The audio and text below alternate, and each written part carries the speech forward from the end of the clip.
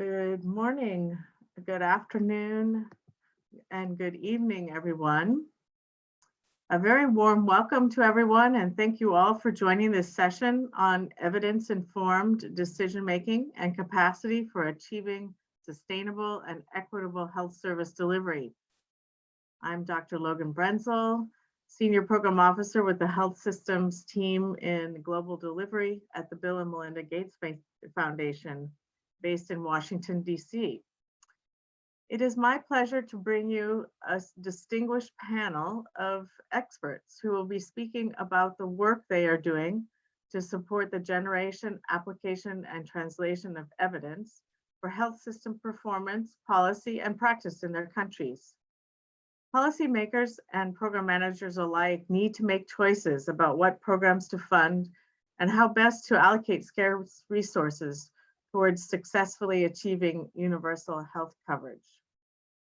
This side session of the Health Systems Global 2020 aims to raise awareness of the progress, outcomes, and key challenges of these initiatives that support use of evidence, as well as to showcase country-level examples of how evidence can be used and how capacities can be built to improve performance and inform decision-making. Knowledge generation and effective translation of evidence for use by policymakers and managers is crucial and demands local contextualized solutions. As the presentations are being given, we invite you to post your questions and comments in the chat, discussion chat. Please identify the speaker that the question is addressed to. We will collect these questions and have a facilitated question and answer and discussion session after all of the presentations have been given. This slide also provides other tips on using the platform. I would like to now turn it over to our first presentation on the Salud Meso-America Initiative from Dr. Emma Iriarte, who is the Executive Secretary of SMI. She is a senior principal specialist at the Inter-American Development Bank in Washington, D.C., and has managed, supervised, and led health programs supporting country governments in Latin America and the Caribbean. Dr. Iriarte, I hand over to you for the presentation.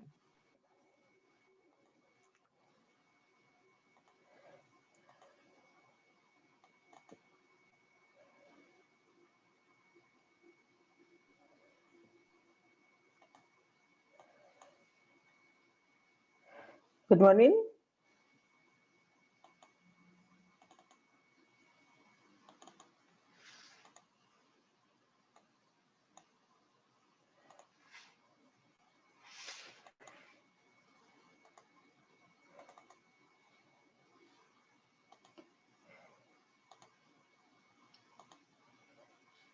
Good morning. Could you please confirm to me that the presentation is on? Yes, please proceed. Please go ahead. Yeah. Good morning. Hello. Good morning. Good afternoon. Good evening. I am Emma Iriarte with greetings from the Inter-American Development Bank, administrator of a blending facility to reduce inequity gap among the poorest 20% population in 8 countries in Mesoamerica. Salud Mesoamerica has supported the transformation of 8 governments' health systems to expand coverage, access, and quality of services among the poorest women and children in this region. At the end, the real challenge for any government is to ensure that every woman and child receive the care they need every time they need it and with the same quality. Salud Mesoamerica is a public-private alliance, a partnership, comprising 8 countries from Mexico to Panama, the Bill and Melinda Gates Foundation, the Carlos Slim Foundation, the Government of Canada and Spain, and the Inter-American Development Bank as general administrator of this trust fund. This initiative is implemented through the national health systems, meaning that the Ministry of Health and their units and teams are the executors. Our theory of change includes the usual suspects, the building blocks, the interventions, the health quality, health coverage indicators, and population health outcome impact indicators as well. But in addition, we have included some elements that try to explain the effects of the quote-unquote black box, to how these elements are part of the chain of effects to produce results. So we have included also as intentional interventions, elements that might lead to changes in the system, either through individual or collective mechanisms, including working on management practices, organizational culture, work climate, structure, motivation, individual needs and values. Working on the black box, in addition to accelerators such as an incentive of the results-based financing model, would produce system performance outcomes and improvements in quality, coverage, and population health. Our theory of change has then informed the core elements of the design of Salud Mesoamérica. Collective impact, one aim, one system of metrics, results-based financing model in which countries and donors contribute 50% of the cost, and a set of targets that are incentivized and verified externally are agreed upon between the bank and the countries. Salud Mesoamérica finances cost-effective and promissory interventions and provides direct technical assistance, which is demand-driven with a systemic instead of a programmatic approach, and it is based on iterative approaches of testing and adjusting to learn and adapt quickly. We support countries to intentionally plan for sustainability and scalability. The results-based financing model works as follows.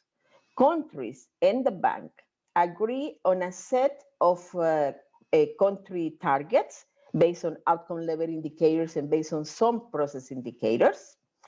Countries and donors contribute with around 50% each to cover the cost of the operations.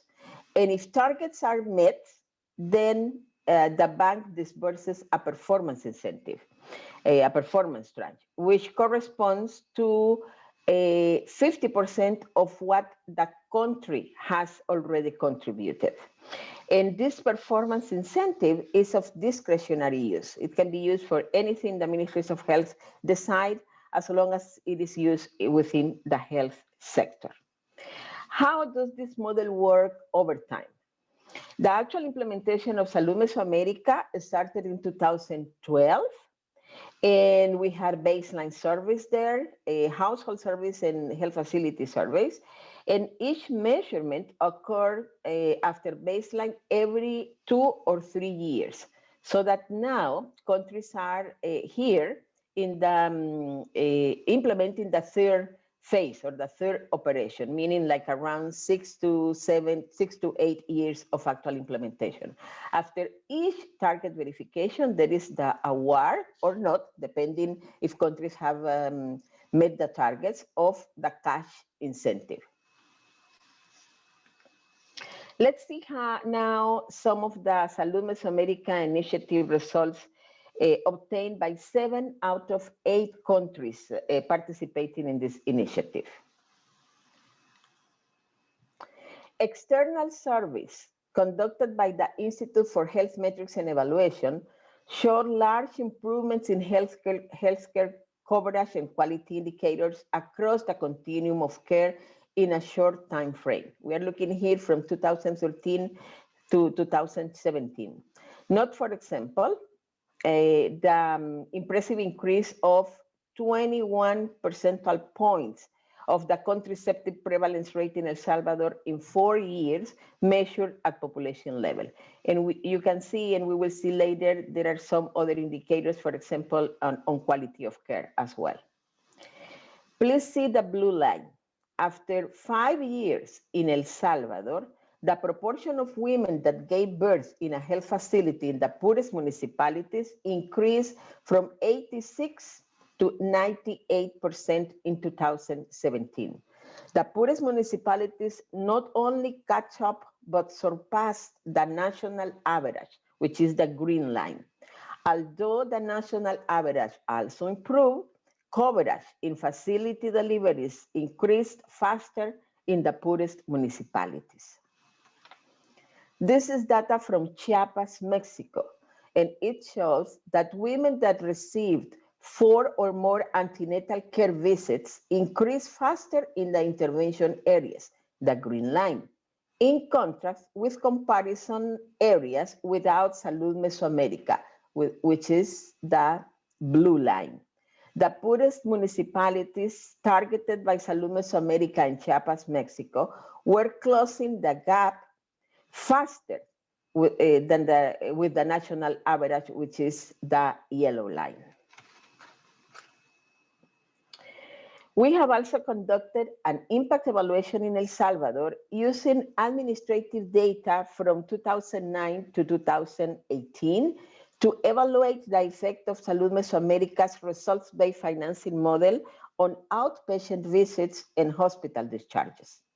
We observed that preventive consultations, such as child visits for vaccination and antenatal care, increased 42% compared to other areas without the results-based financing model implementation.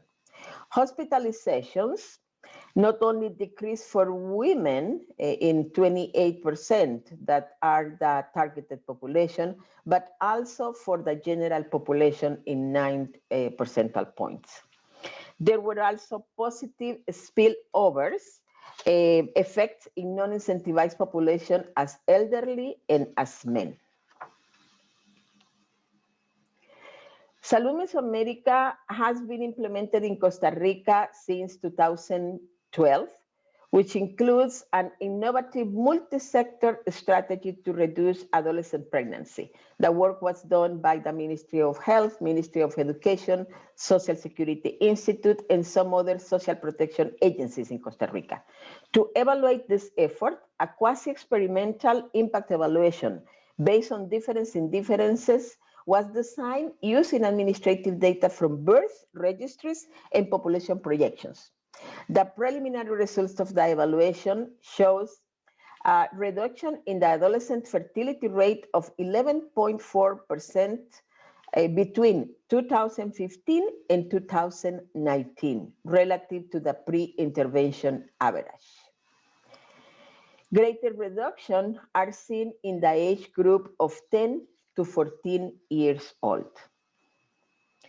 In Honduras, the delivery by qualified staff at the facility level show an increase from 71% to 90%. Please remember that these are data from the 20 poorest percent of the population, all the data that I am presenting to you. And this was in the intervention areas, from 71 to 90%, considering that the national average was 83%. This hardest to reach population increase surpassed the national average. And in an impact evaluation, 12 percentile points can be attributed to Salud Mesoamérica's intervention. This last slide on results are process-oriented. These are processes-oriented because it is important to discuss how countries have achieved results. Belize, for example, has implemented a strategy of improvement quality of care for deliveries for maternal and neonatal complications, for example. And facility teams meet daily, weekly, or monthly, depending on the techniques and depending on their needs or what method they are using, to collect data like this chart, which is from August 2019-2020, to look and analyze trends like this one, and to identify problems, the causes, and propose improvement plans. This quality strategy is being applied also at the system level, meaning having the micro level at the health facility unit, the meso level, and the macro level at the central levels. Considering that feedback from the different levels is really important for improvement. But we have learned, and we all know, that measurement alone does not generate changes. So countries have been monitoring this very closely. We have seen already the results based on impact evaluations and studies after 6 to 8 years of implementation, depending on the country. But I like also to share with you that measurement alone, again, does not generate changes. And these are the elements and the strategies that countries have done. Most of countries have started focusing on results and optimization of processes. That has been really, really important. Setting results is important, but also looking at what are working backwards and planning on the processes and outputs and to get to the outcome level indicators. Countries measure, yes, monitor continuously using administrative data and also the external measurement to act. There is nothing that they are measuring that there is not for action, to make corrective actions or to change design. They have also prepared not only national but local plans. They have conformed local and regional teams with different disciplines at the local and at the regional level, not only at the central level. They have not only looked at the programmatic issues, but also modified service delivery platforms, and they have implemented quality improvement strategies in regards, in this case, to maternal, neonatal, child, and sexual and reproductive health. They have also established closer monitoring based on coaching and mentoring, not on punishment approaches. And that has been really, really important to build capacities and competences. Very important is that they have set systematic inter-level accountability mechanisms. So they meet regularly and look at milestones, look at outcome level indicators, look at problems, and look at service delivery platforms. And finally, they have already, and they are paying attention to locally generated innovations and are planned for scalability. Before closing, I'd like to share with you some of our main challenges and failures as well. Panama, one of the countries Salud Meso-America is supporting, where the inequity gap among indigenous population is huge. Panama is one of the countries where we had no success whatsoever. And we are currently conducting a formal evaluation to really understand. Of course, we have our ideas, but to really understand what happened there. Based on demand, supply side aspects, based on the role of the government, how the dynamics of the same government, how programs are implemented in very difficult conditions. This is one of our failures. And countries have also struggled a lot more to improve the child health indicators, especially those related to adherence to treatment on very basic high impact interventions, such as the use of micronutrients to reduce anemia, and even the use of zinc to improve management of diarrheal diseases. Countries have more success on the maternal and neonatal interventions. Other challenges, as you can see here, are related to how difficult it is to support countries transitioning from vertical approaches for implementation vis-a-vis systemic approaches, which are really needed, because to produce a result, you need the systems to do that. It's not a program, it's not each isolated programmatic intervention that is gonna achieve that. But also we have the other challenges, as the COVID-19 situation, the importance of decentralizing responsibilities and resources more and more to the local levels, to implement the quality improvement approach as routine, not as studies, not as external measurement, but as a routine, so that these issues are consolidated, are institutionalized, embedded in the health systems. Also, the importance of developing competencies at regional and local level, and when I mean regional, I am talking about the subnational levels, and of intentionally align the incentives, because there are not only financial incentives, there are other type of incentives, as we have seen in the black box theory of change. And these incentives needs to be aligned across the system and interlevels. So finally, some of our main learnings. The first learning is that the change in the conversation. It seems to be a little bit obvious, but it's not in reality. And talking about results first is very powerful, and it's important, because we don't focus on what we are financing, but we're focusing, and countries are focusing on the results at the outcome level and impact level they want to achieve, and then we work backwards. We do not monitor what we are financing, but we are supporting countries to monitor what are the processes that lead to achieving outcome level indicators. And using the system approach and the results focus has also changed the way of planning, of monitoring, and of deciding interventions to improve the service delivery platforms, and then having the outcome level indicators. As I said before, measurement will not produce changes by itself. It is also important to embrace complexity and flexibility. So we are dealing with complex systems, with complex problems. We cannot expect to have linear solutions. Our solutions are also complex, but can be worked out, being flexible and being adaptable to the context.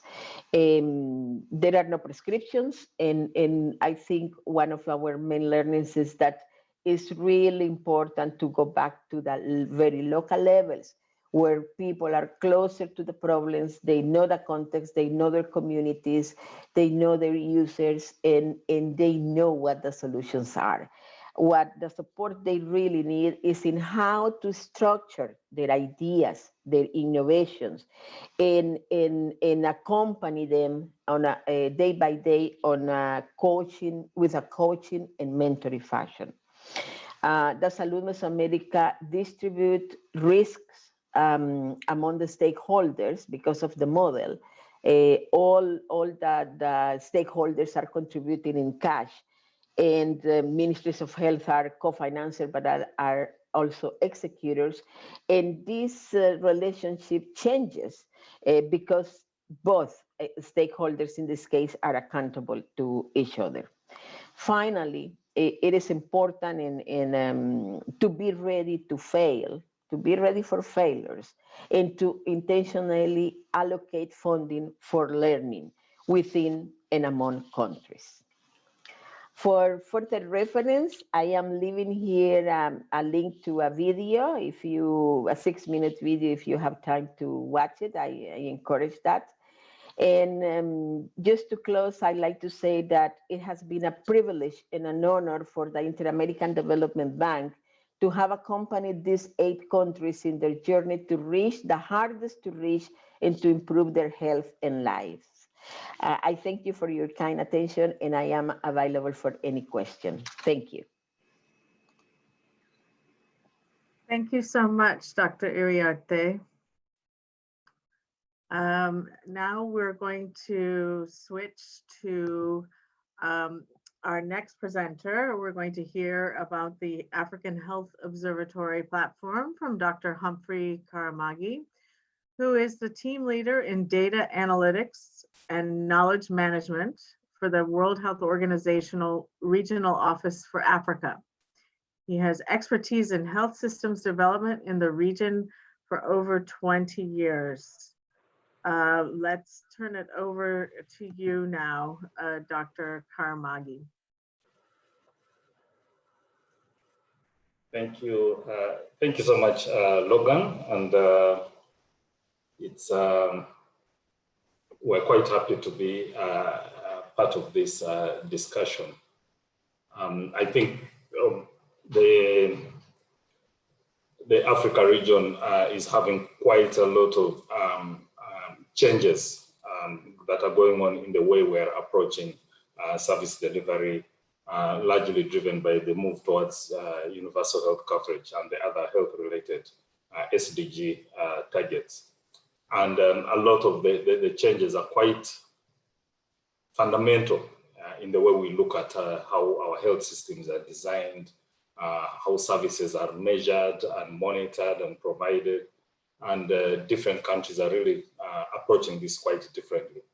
So we are presenting a partnership which is aiming to contribute in this area, primarily focusing on trying to bring out knowledge and evidence which can help countries move forward as they are going through the process of re-engineering their health systems.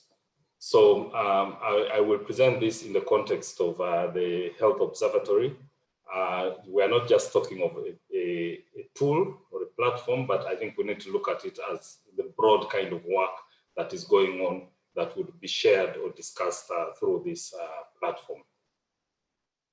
So I think as some background information, we have been noticing the fragmentation and multiple interpretations of different kinds of health information within the region. Almost anyone comes up and will say almost anything about what's happening in countries. And the African ministers of health have been trying to see how to harmonize this kind of thinking. They turned to WHO and requested us to think about having an integrated health information platform, which covers 3 areas, basically, looking at a lot of data and statistics about what is happening in the countries, also captures or carries out a different set of analytics, which is basically looking at why are things happening the way they're happening, and then pulling together a set of knowledge products for decision makers, which basically help them in terms of what needs to be done. So what we are looking at present is an integrated Africa Health Observatory, which covers these different needs that countries have as a single source of anything to do with health in the countries of the region. This is what it looks like. It's got a number of toolkits which you can have access to. It's got national platforms. It's got current news and opinions. It's got progress towards the 3 billion targets of UHC, health emergencies and health and well-being, and a lot of different forms of data captured, and analytics sections where somebody can find all kinds of information to do with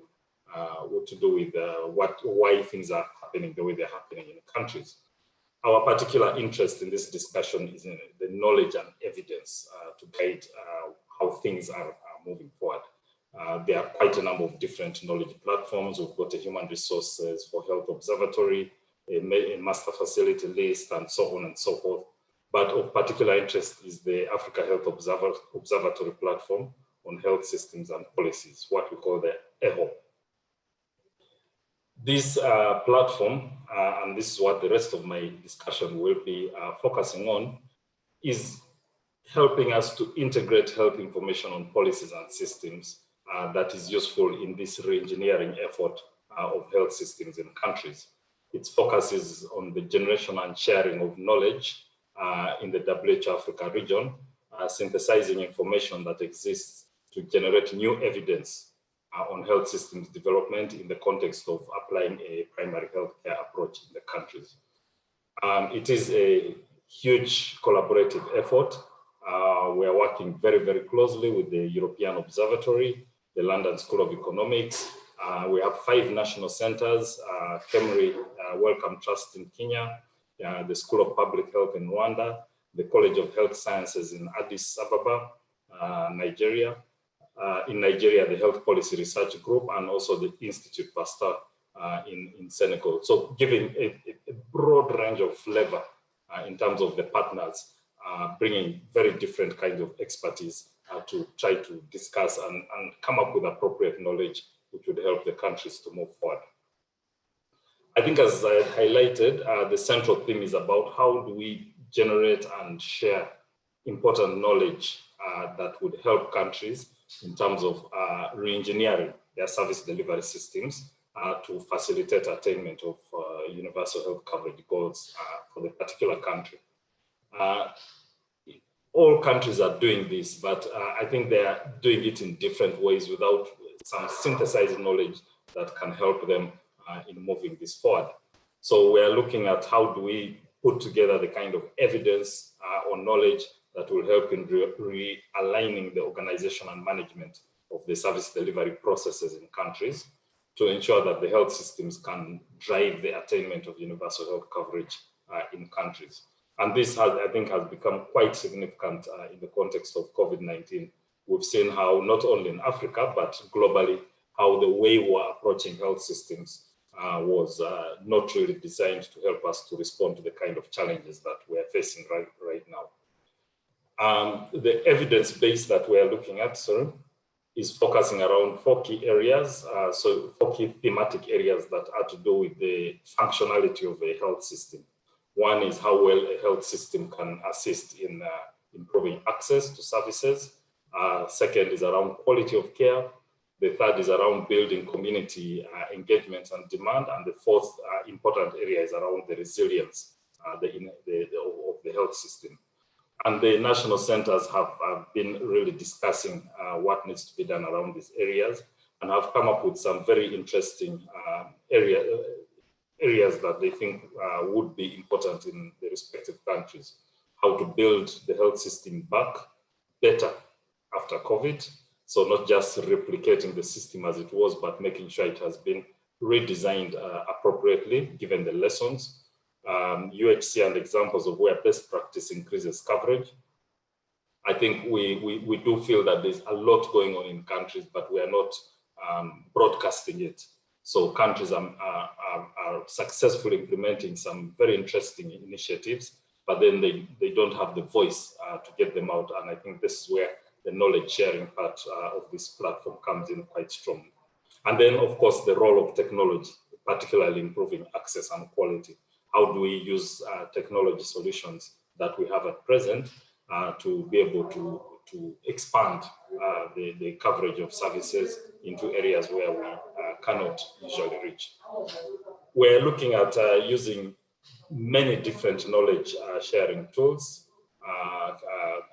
We are looking at developing comprehensive country health profiles. So not just the health systems profile or not just the malaria profile, but then a comprehensive health system and services profile that is able to map in a comprehensive way what kind of system and services the country has. We're also looking at developing a number of policy briefs, which are either issue focused or country focused. We're also looking at comparative studies and policy dialogue events, basically using multiple kinds of knowledge transfer or knowledge sharing tools, depending on the issues in the country, or depending on what works best within a particular country.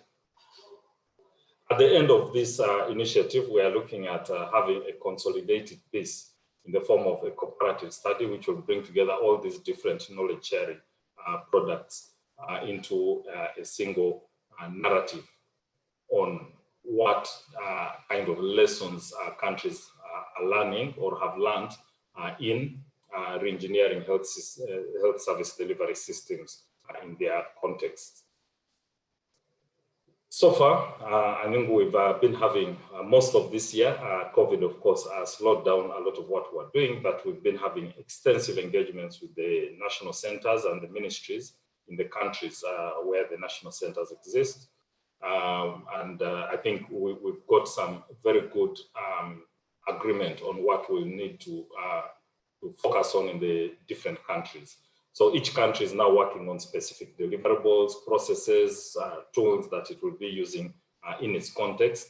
They are still trying to work out the actual questions that they would want to focus on in each country. But I think would emphasize the core issues that we are struggling with at present is are in a number of areas.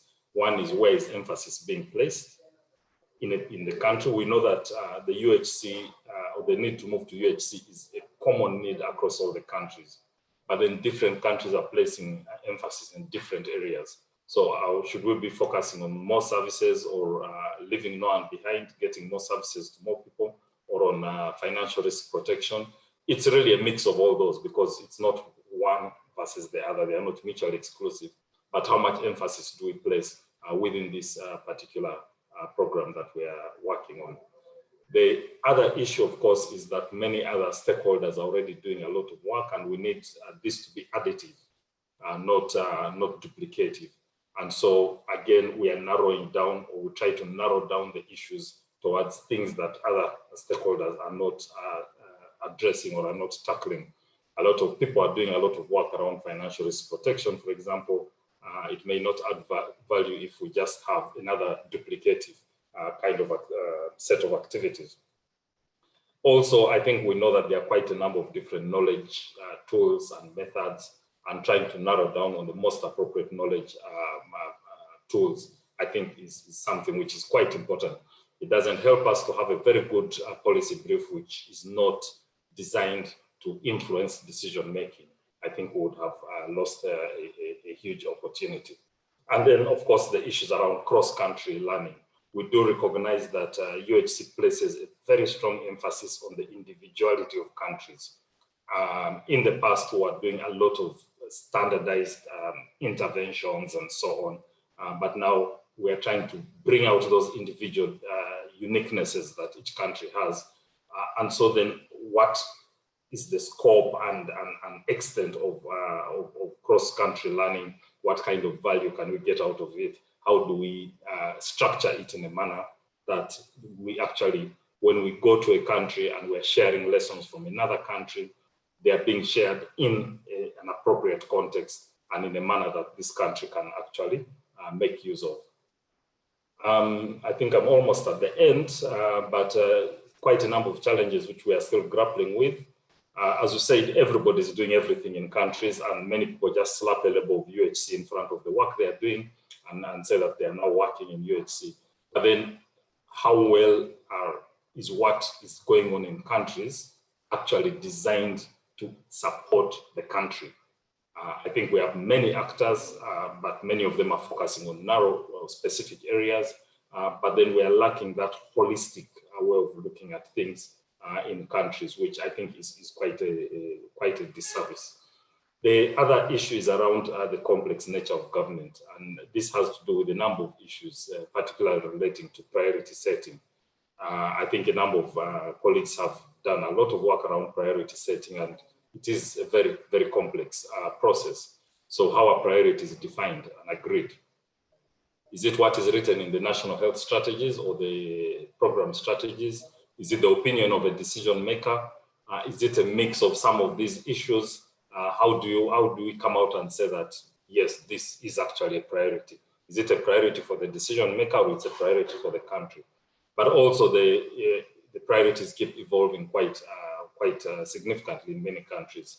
So today we might be talking about understanding the functionality of district health systems as a priority. And then with a change in stewardship, in political stewardship in the country, you then have a completely different set of priorities. But then you have already invested a lot of time and effort into addressing this particular priority. So it's a bit, and this has to do with the complex nature of governance. It's something which we are learning, or which we live with every day.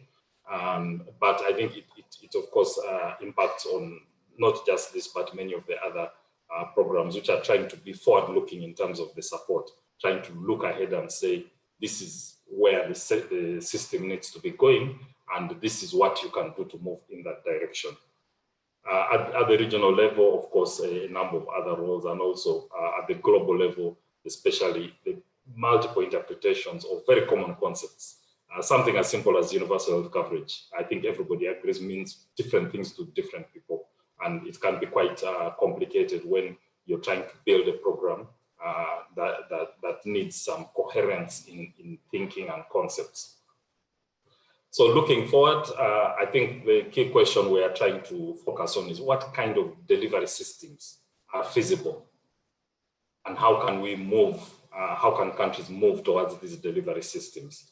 The EHOP platform, the online platform, would work as a repository for generated knowledge that forms the base for evidence-informed decision-making, as we are trying to contribute to. answer this particular question. I think we look at the EHOP as bringing a number of new unique partners who have not been very active in this area. And so there's a lot of new ways of looking at the same old problems, which I think is quite needed. Much less of inbreeding of ideas among people who have been working here in the region on this issue, but bringing now a whole new set of ways of addressing issues, which I think is what is needed, the innovation that's needed. And then, of course, the EHOP is accelerating the already developing engagement between the academia and policymakers within the countries where we are working. So I think, thank you so much. This is what we are doing. You have the link here to the platform. We also are planning a live webinar event on Monday, the 23rd of November, to discuss a bit more around this partnership. I think you have the link and the passcode shared on the screen. Please join us and we can have a lot more engagements on the same. So thank you very much and have a good morning, afternoon, evening, or wherever, or night time, wherever you are. Thank you.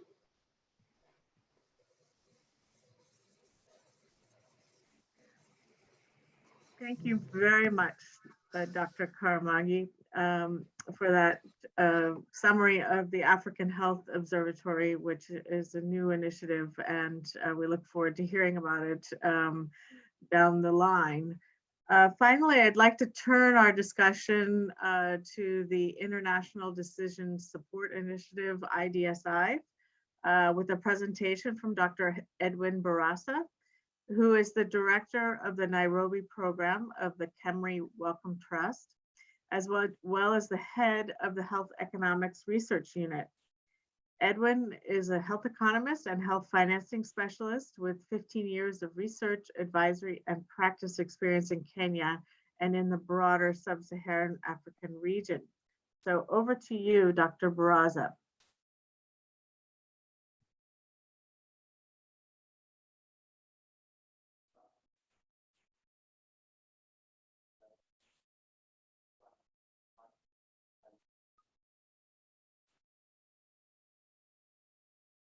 Thank you, Logan, for that introduction. So my name is Edwin Barasa from Kemri Wellcome Trust, as Logan has introduced me.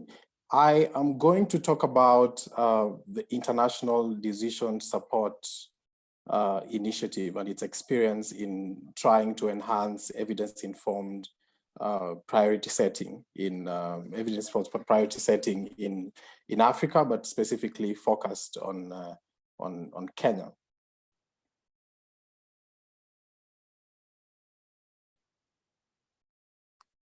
So I'll first start, so I'm going to talk about three key things. One is, who is IDSI? Two, how do we work as an International Decision Support Initiative? And lastly, give a Kenyan example. So the International Decision Support Initiative is a global network of health, policy, and economic expertise working to achieve universal health coverage.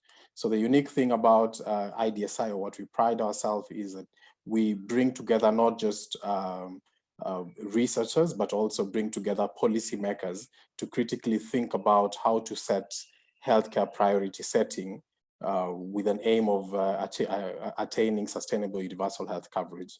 We work in three key ways. So one is to provide practical support to countries. So hands-on support to countries to develop processes to strengthen their capacity and to make better decisions.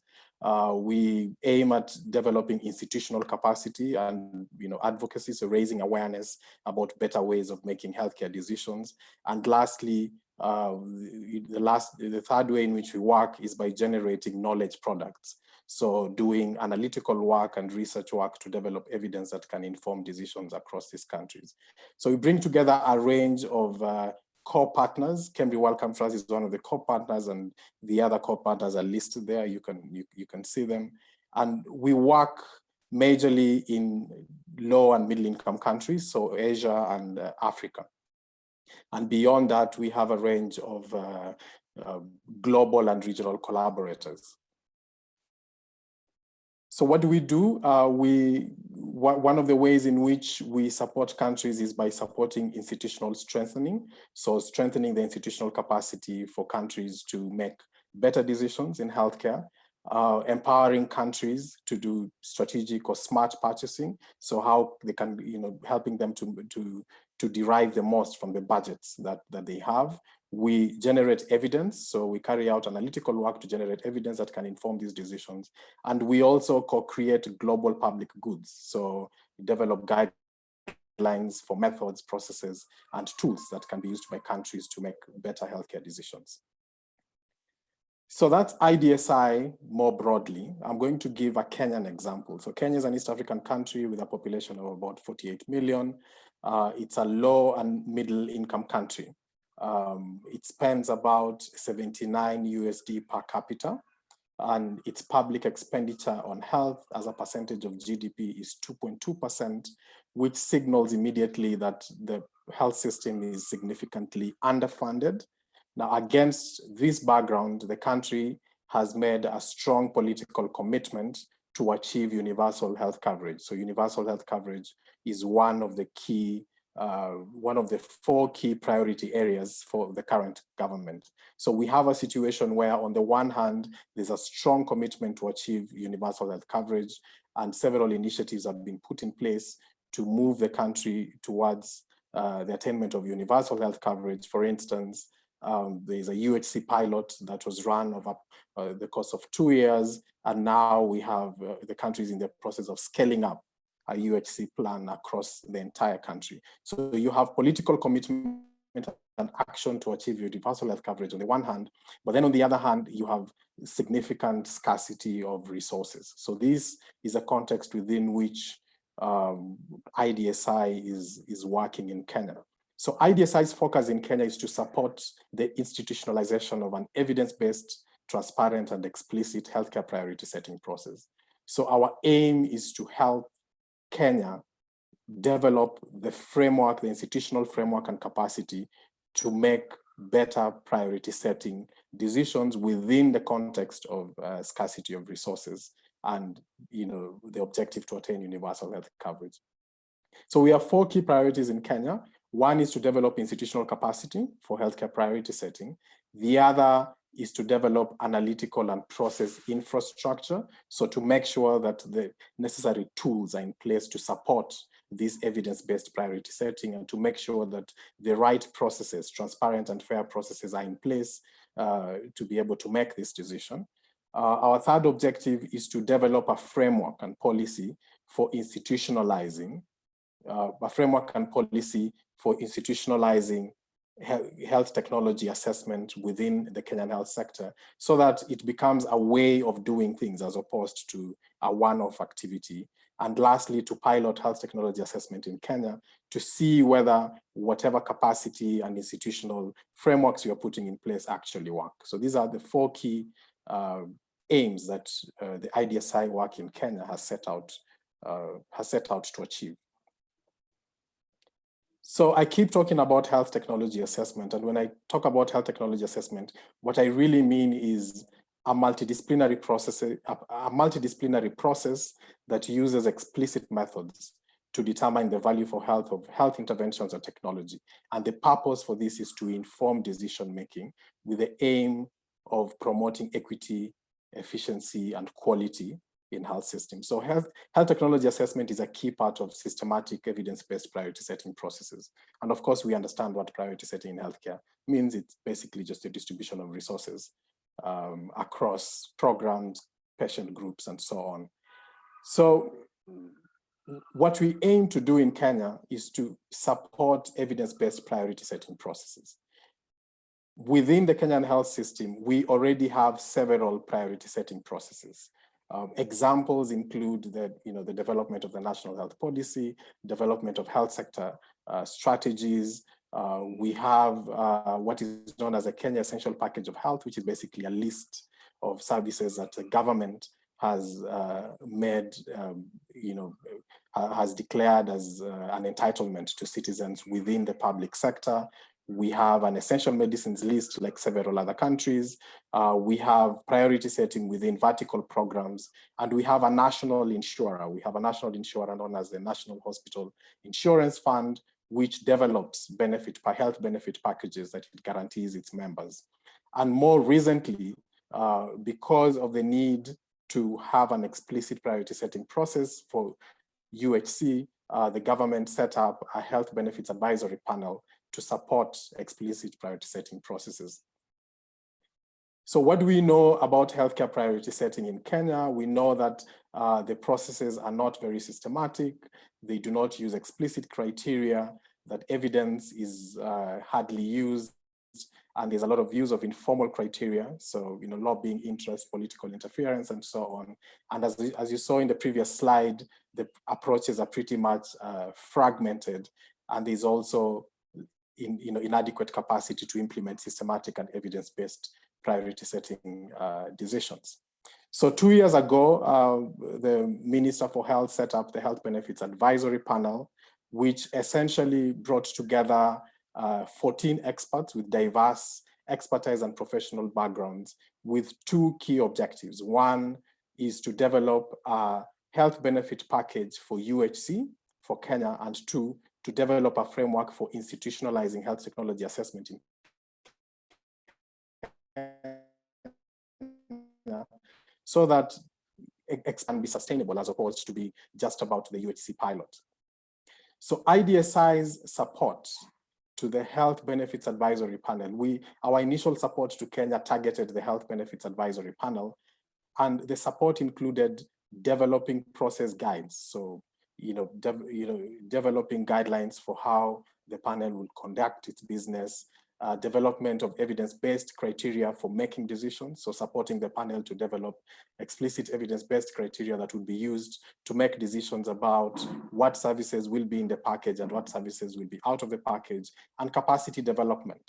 So, and we did this through developing a formal one-week training on health technology assessment and taking the 14 experts through this training and doing the same for a broader range of health sector stakeholders, so that the ecosystem has better capacity to make healthcare priority setting decisions, and also facilitating peer learning between Kenya and different countries, key among them Thailand and HITAP. Some of us are familiar with HITAP, which is an entity within Thailand that has demonstrated that it is possible to have evidence-based explicit priority setting processes in a low and middle income country. So we've leveraged on the broader network of IDSI partners to be able to facilitate cross-learning across countries to strengthen the capacity. The other way in which we are supporting the Health Benefits Advisory Panel has been to develop a framework for institutionalizing health technology assessment in Kenya. So the two key outputs for the work that we've done to support the Health Benefits Advisory Panel in Kenya has been the development of a UHC benefit package and the development of a framework for institutionalizing HTA in Kenya. So this is just an example of the framework that we've developed that articulates, the organizational arrangements and the institutional rules for nominating interventions to be included in the health benefits package, selecting from among the interventions that have been nominated, carrying out assessments of these interventions that have been proposed, carrying out appraisals on the interventions, and making decisions about whether the intervention should be included in the benefit package or not. And across this entire pipeline, thinking about what are the organizational arrangements, so who does what, and how are they doing it? So the institutional arrangements about it. So this is just an example of developing, the criteria that we've helped the Health Benefits Advisory Panel in Kenya to develop and to prescribe as criteria that would be used to make healthcare priority setting decisions in Kenya. As we have been doing this, of course, in 2020, COVID hit the world and it hit Kenya. And so our support in Kenya pivoted towards supporting the COVID response for the country. And we continue to support the COVID response within the country in several ways. And the idea really is to provide the Ministry of Health and policymakers with the evidence that can help them to make better decisions about how they respond to the COVID response. So our support has included supporting epidemiological modeling for the Ministry of Health, supporting the costing of COVID-19 interventions to inform resource resource mobilization and planning, supporting the assessment of indirect health and socioeconomic impacts of COVID in Kenya. And more importantly, we are currently undertaking initiatives to carry out health technology assessment of COVID interventions. And this includes cost effectiveness analysis of essential versus advanced critical care and a cost effectiveness analysis of COVID-19 vaccine. So in what is commonly known as early HTA to inform decisions about vaccine strategies once a COVID vaccine is available. And in all these, our aim really is to provide evidence for the Ministry of Health and the broader range of stakeholders to be able to make decisions. Thank you.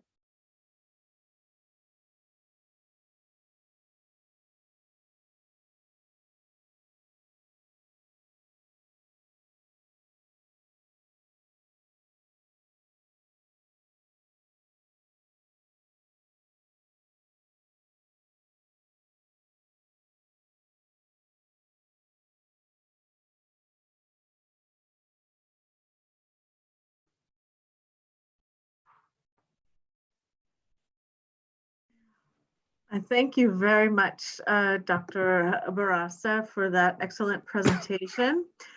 We've just completed our panel of presentations, and each touching on various dimensions of evidence generation to policy and practice in support of health systems performance, sustainability, and equity.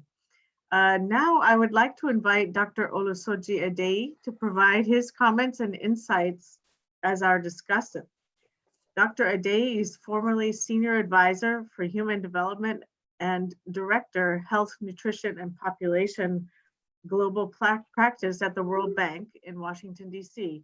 He has extensive experience in health systems innovations and programs.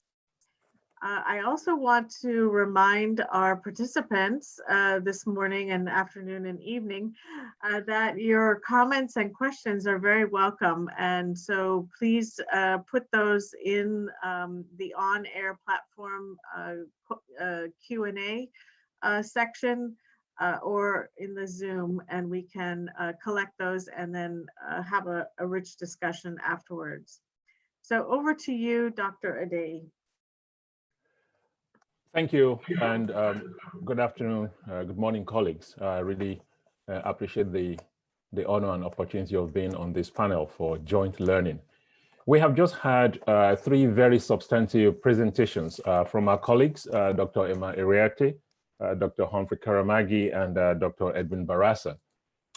Over the next few minutes, I would like to share with us some reflections on cross-cutting themes and perhaps help tee up some potential questions from relating to the presentations that we have just heard.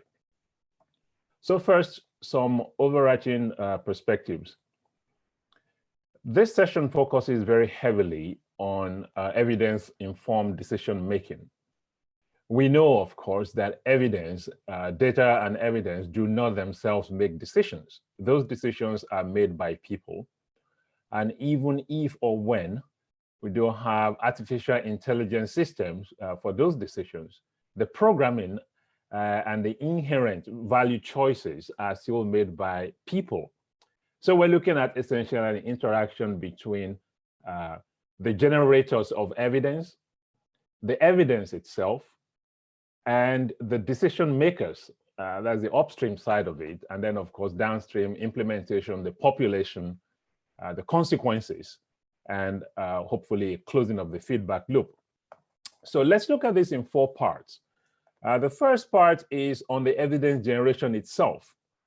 And certain assumptions are implicit in this work, and some of them have been very explicit in what we heard earlier from Edwin, Humphrey, and Emma. They include the rigor of the evidence, the strength of the evidence, and the synthesis of that evidence. Then there's an element of what I will call the credibility dimension.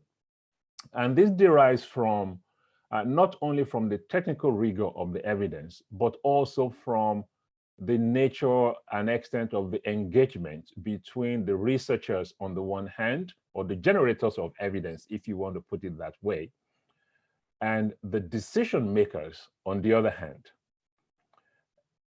A third dimension is what I would label as the viability of the process. And this is where the decision making itself comes in, because it's entirely possible to have sloppy evidence and to have decisions made on that on the basis of that evidence.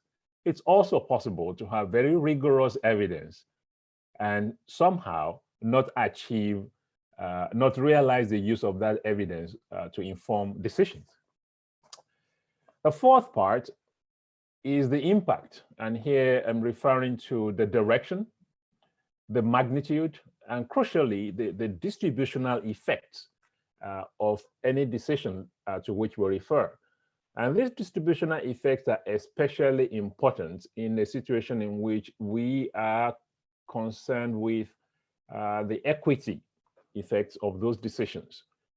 So since this relates substantially to the quest for universal health coverage, emphasis on universal, emphasis on health, and emphasis on coverage, then we need to be doubly concerned about the distributional effects of any decision that is made on the basis of evidence that we might generate, or in fact, if we happen to be part of the decision-making teams.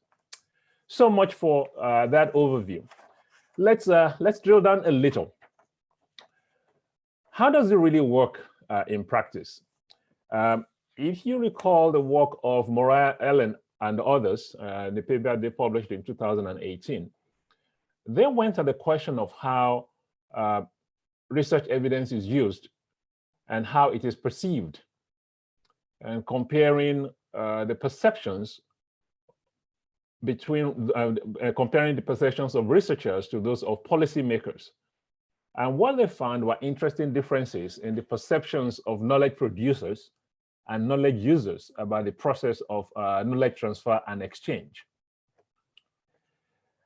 In another work, Weil and Olivier looked at social values and health systems in health policy and systems research.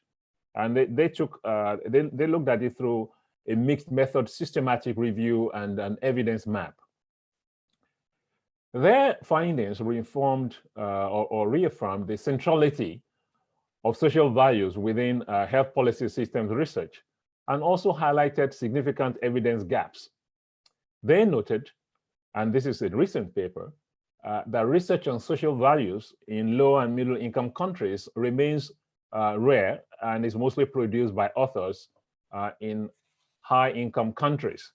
So I have to say it is very refreshing, positively so, that we have 3 substantive presentations this morning, one from Dr. Emma Iriarte in the Latin America region, and one from Dr. Edwin Barasa, taking a broad perspective and then honing in on Kenya. And then, of course, the other one from our colleague Humphrey, looking at the platform, the African Health Observatory platform. I have to say that brought a smile to my own mind, because I recall the early days of the European Health Observatory. So I really want to say kudos to Humphrey and colleagues there. And all of these are coming from lower income countries and middle income countries in collaboration with colleagues from high income countries. So I think there's something very, very positive there. The last thing I want to look at is the intersection of policy, politics, and collective action. I can almost hear a groan from some parts of the audience that why are we talking about politics here, since this is a session on evidence for decision making in health systems with attention to service delivery and equity. I think it's just the nature of our business. It's the reality that awareness of the political dynamics, awareness of the political economy, and yes, awareness of the raw politics in which we're working often shapes the fate of data that we generate and often shapes the fate of the evidence that we present. So let's recall that there are two kinds of evidence here. One is quantitative and the other one is qualitative. Let's recall also that there are three domains of evidence-based decision-making or evidence-based policy, if you like. The first domain is the process. Now, why is this important? If you recall that the burden of proof in any, the burden of proof lies not on those who are called upon to make decisions that use the evidence, but the burden of proof lies on those who are generating the evidence and presenting it. Therefore, for those of us who work in health systems research or health policy research, or who are conveners or co-conveners of forums to engage with policymakers and or decision makers, let's always keep in mind who bears the burden of proof. It is not the policymaker who bears the burden of proof. It's the generator of the evidence that bears the burden of proof, and it is the presenter of the evidence that bears the burden of proof. A second domain is the content. So what are the specific policy elements or decision elements that are likely to be most effective? And so identifying the elements that lead to evidence-based decisions, and also effective use of existing tools, as well as creative and astute introduction of new tools. And here, a shout out to Edwin Barasa and team, the IDSI, for their laser-like attention to health technology assessment alongside all other elements that they present as they assist the government of Kenya to have a robust decision-making process. Finally, the outcome. So having gone through the process, having gone through the content, what is the outcome? And this is where you have to document the impact of the decisions when they're implemented, or the policies when they're implemented. And here, a shout out to Dr. Emma Agriake and her colleagues for having diligently sought external independent evaluation of their work in Latin America, which she presented this morning on the Salute Meso-America. I think that is the kind of independence and rigor that really helps to build credibility in the construct that we're talking about. One last point is always to keep in mind what I will call the compared to what question. Because sometimes, even with the most exclusive body of evidence, we may not be able to get the best case scenario adopted for implementation. And in such situations where the policy environment or the political reality is such that you cannot really get your option 1A, it seems prudent to settle for option 1B or option 1C if it is materially and substantially better than the status quo, and if it is materially and substantially more likely to last and be durable than the current situation. So we'll lock in the gains that we can make, and then we come back for some more. Because in using evidence for policy, the realities that we sometimes face, or perhaps that we often face, is that an insistence on purity alone is not necessarily a virtue in seeking to influence public policy, and it is not necessarily a virtue in seeking to influence the kinds of policies, the kinds of decisions that result in large-scale execution. And these are to be distinguished from small-scale experimentation, where purity is absolutely important and where purity is highly desirable. But when you want to go from small-scale experimentation to large-scale execution, at that intersection, that engagement between the researchers on the one hand, i.e. the presenters of the evidence on the one hand, and the policymakers and the financiers of large-scale programs on the other hand, we may find that there's a certain degree of loss of purity in the process.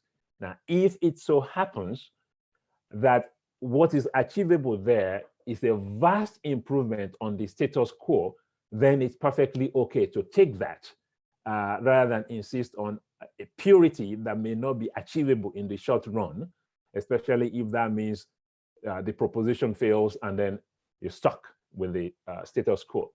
So once again, thanks for the opportunity to share this learning session. I'm looking forward to a very robust discussion, and I bet that the participants who are online, I see there are about 71 of us now, are just itching to go. So the deal is all the tough questions go to Edwin, Humphrey, and Emma, and hopefully our fearless moderator, Logan, will then see to me the very easy ones. Thanks, over.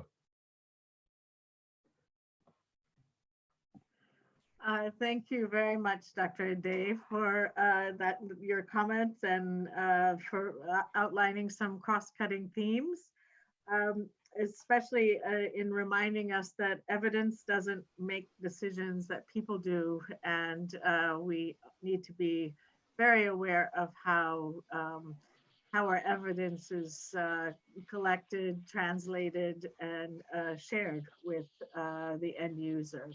So we've been collecting quite a few comments and questions, and please, I encourage the participants to please, put your thoughts in the chat and in the on-air platform as well. The first question is for Dr. Iriarte, and this is from Sarah Bruce.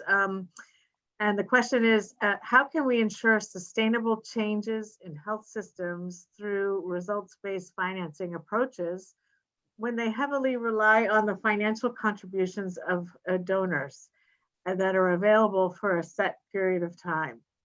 So Dr. Iriarte, if you could respond to that question. Thank you. The financial contribution of Salud Meso-America in this health system in the 8 countries was less than 0.5 of what the systems are already investing. And considering the fact that countries have also contributed with around 50% of the cost of some interventions. It is important to realize that whatever Salud Meso-America has financed, it doesn't cover all the costs that are needed for the results to be produced. Yeah? So Salud Meso-America hasn't financed any human resource